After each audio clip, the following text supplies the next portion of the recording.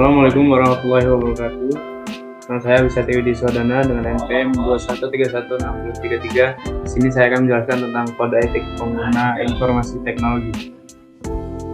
Apa itu kode etik pengguna informasi teknologi? Kode etik pengguna informasi teknologi adalah seperangkat aturan atau pedoman yang dirancang untuk mengatur perilaku individu atau organisasi dalam penggunaan dan manajemen teknologi informasi. Kode etik ini bertujuan untuk mempromosikan praktik yang etis, adil, dan bertanggung jawab dalam teknologi informasi serta melindungi hak individu dan masyarakat. Tujuan utama, mempromosikan etika.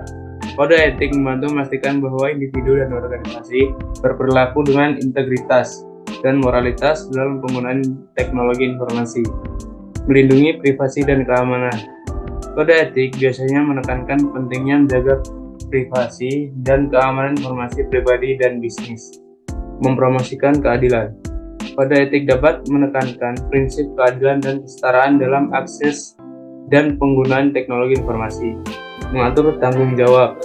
Kode etik menegaskan pentingnya bertanggung jawab dalam tindakan dan keputusan yang berkaitan dengan teknologi informasi. Siapa yang harus mematuhi kode etik? Satu, profesional teknologi informasi. Para profesional seperti insinyur perangkat lunak dan lainnya biasanya diharapkan untuk mematuhi kode etik yang ditetapkan oleh organisasi profesional mereka. 2. Pengguna akhir.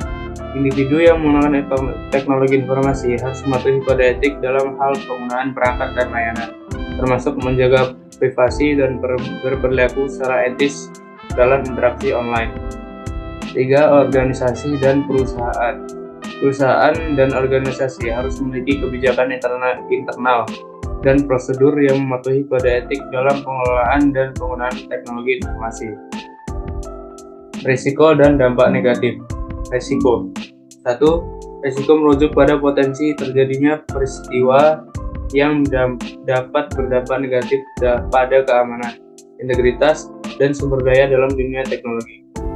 2. Risiko keamanan cyber dapat berasal dari berbagai sumber seperti serangan peretasan, malware, kegagalan perangkat keras, atau kesalahan manusia. 3. Pengelolaan risiko adalah proses mengidentifikasi, menilai, mengurangi, dan mengelola risiko tersebut untuk melindungi sistem dan data dari ancaman dan kerugian potensial. Dampak negatif. 1. Dampak negatif mengacu pada konsekuensi yang timbul akibat terjadi risiko.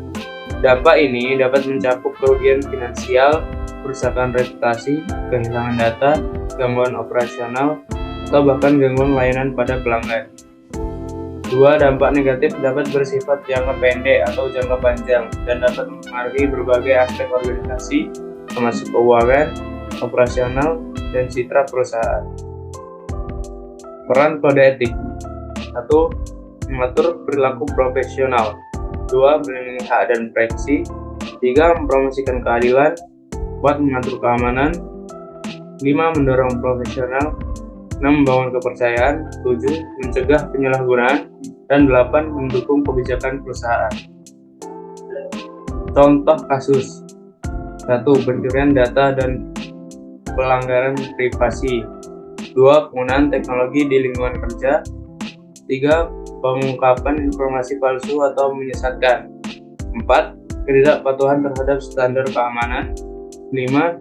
Diskriminasi dan rekrutmen teknologi. 6. Pelanggaran hak cipta. Dan 7. Konflik kepentingan. Manfaat kode etik. 1. Pengaturan standar perilaku. Kode etik menetapkan standar perilaku yang diharapkan dari individu atau kelompok dalam suatu profesi atau organisasi. Ini membantu menjaga kualitas, integritas, dan profesionalisme dalam setiap tindakan. 2. Membangun kepercayaan. Dengan mengikuti kode etik, seorang atau sebuah entitas membangun kepercayaan dengan pihak lain, baik itu pelanggan, klien, atau masyarakat. Hal ini karena kode etik menggaransi bahwa individu atau organisasi bertindak dengan integritas dan kejujuran. 3. Perlindungan untuk masyarakat. Kode etik seringkali mencakup aturan-aturan yang dirancang untuk melindungi kepentingan dan keselamatan masyarakat. Misalnya dalam bidang medis, kode etik dokter memastikan bahwa pasien mendapat perawatan yang layak dan bermutu. Sekian presentasi dari saya. Assalamualaikum warahmatullahi wabarakatuh.